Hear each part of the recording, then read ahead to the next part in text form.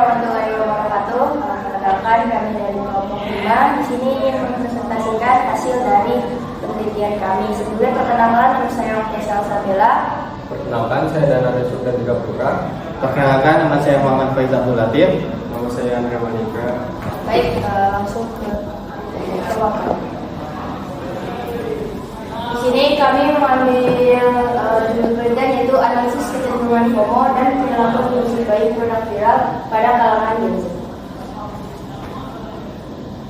Hal yang melatar belakangi adalah dikarenakan perkembangan teknologi telah membentuk gaya hidup digital baru. Platform seperti TikTok dan Instagram bukan hanya alat komunikasi, tapi katalisator sharing.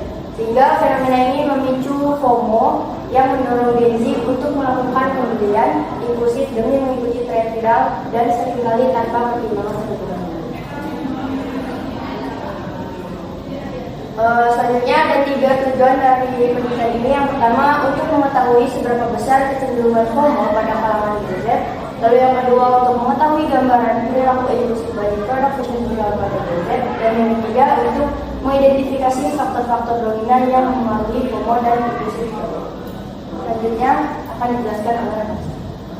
Baik, selanjutnya ada kajian teori. Kajian teori tentang fear of missing out atau FOMO. FOMO adalah kecemasan atau ketakutan tertinggal tren, pengalaman atau informasi yang dialami orang lain. Individu terus memantau aktivitas orang lain di media sosial untuk validasi sosial. Kemudian ada impulsive buying. Tindakan membeli barang secara spontan atau perencanaan matang, sering dipicu oleh stimulus eksternal, visual atau visual, dan faktor emosional daripada kebutuhan fungsional. Selanjutnya adalah metode penelitian.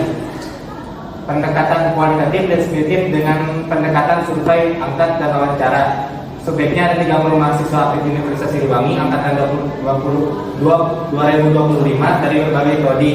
Lokasinya di Universitas Siliwangi, Tasikmalaya, dilaksanakan Oktober sampai November 2025. Profil responden kebanyakan perempuan sebanyak 60% dan 40% laki-laki. Selanjutnya akan dilanjutkan oleh rekan saya. Hasil indikator FOMO, kecenderungan FOMO rendah 71,7%, tidak cemas. Mayoritas responden angkat menyalahkan tidak cemas atau takut ketinggalan tren.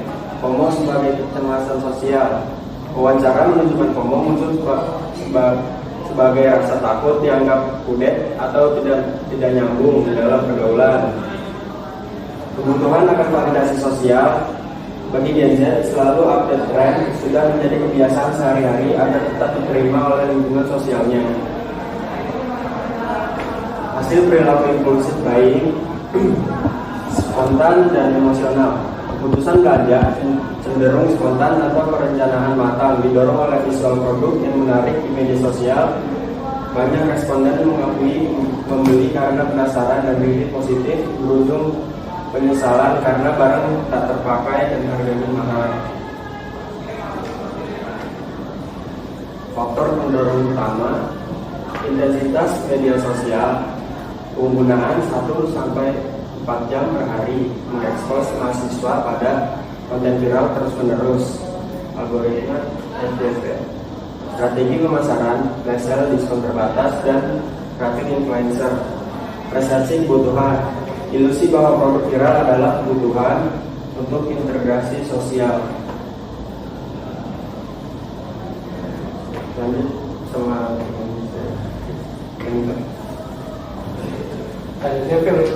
visualisasi data angket dari yang data kita peroleh.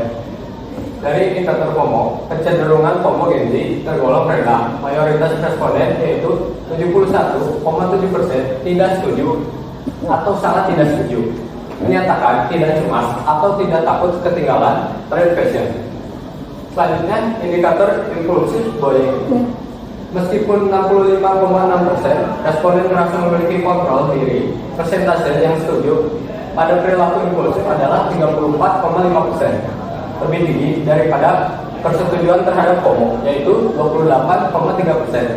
Hal ini menunjukkan dorongan emosional untuk berbelanja atau keinginan lebih kuat daripada rasa takut ketinggalan FOMO.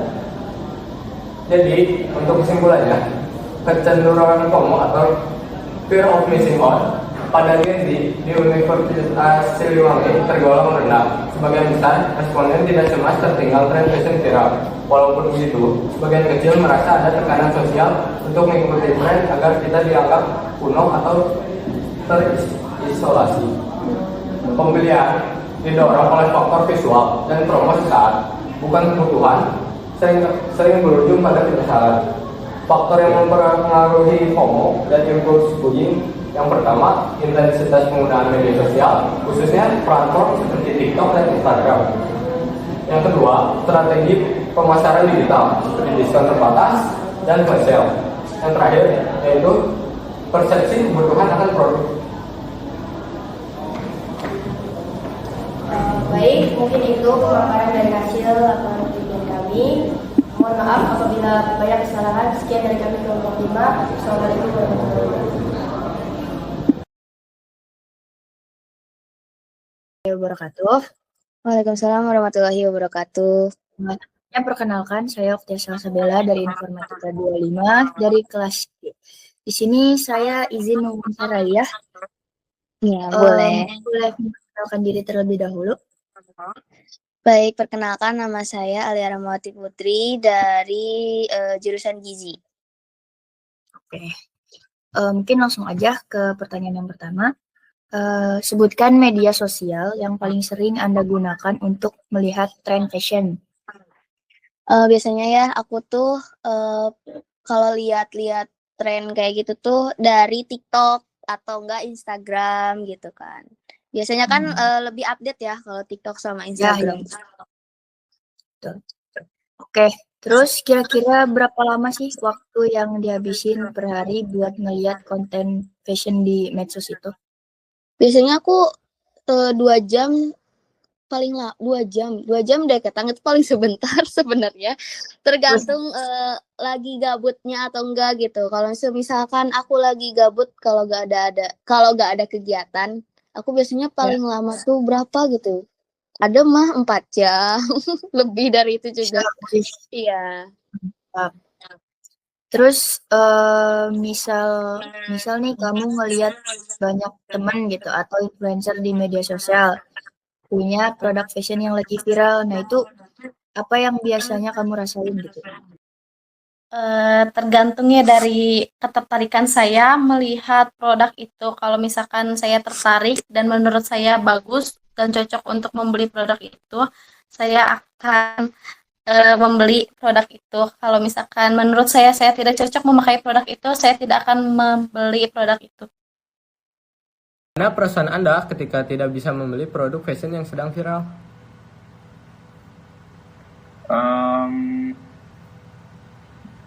Gak biasa aja sih, soalnya saya tidak terlalu mengikuti yang viral seperti itu.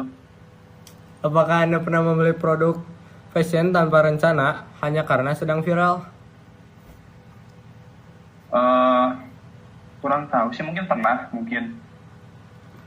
Setelah membeli produk fashion secara impulsif, apakah Anda pernah merasa menyesal, misalnya karena jarang terpakai atau harganya terlalu mahal? Saya fashion yang sedang viral itu belum tentu relevan dengan saya, jadi saya tidak begitu merasa terganggu apabila saya tidak mendapatkan fashion yang sedang terjadi saat ini.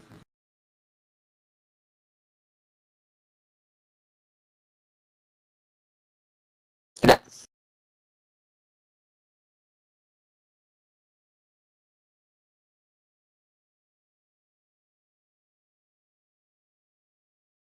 Baik, untuk pertanyaan selanjutnya.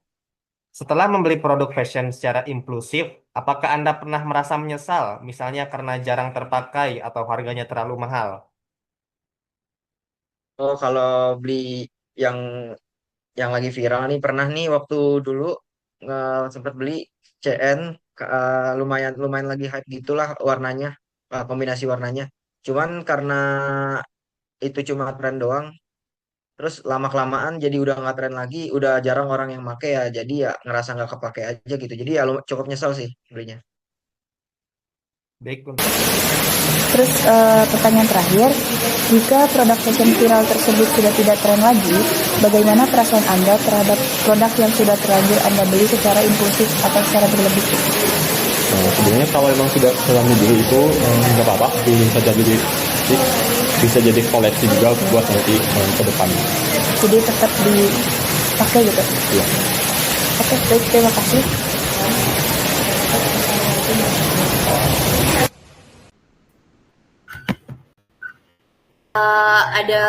Ada satu brand yang ada satu brand yang waktu itu lagi aku incar, terus kayak sistemnya kayak nge-war gitu kan kalau mau beli. Jadi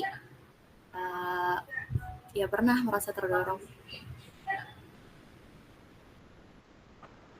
Menurut Anda, apakah perasaan takut tertinggal FOMO memainkan peran dalam keputusan Anda untuk membeli produk fashion viral secara spontan? Enggak. Jika produk fashion viral tersebut sudah tidak tren lagi, bagaimana perasaan Anda terhadap produk yang sudah terlanjur Anda beli secara impulsif? Kalau misal produk yang sudah tidak tren lagi, perasaan saya ya mungkin di awal mungkin ada sedikit rasa penasaran karena saya membeli produk itu dan mungkin dengan harga yang cukup mahal. Tetapi jika sudah lama dan tidak pernah saya pakai, ya udah kayak oke lah, ya udah gak apa-apa karena udah saya beli juga gitu. Saya juga pasti bakal misal, tapi kayak yang tadi saya itu lebih ke beli fashion yang sesuai style, jadi jarang itu dapat beli produk yang ujungnya gak kepakai. Sekian wawancara kali ini, terima kasih.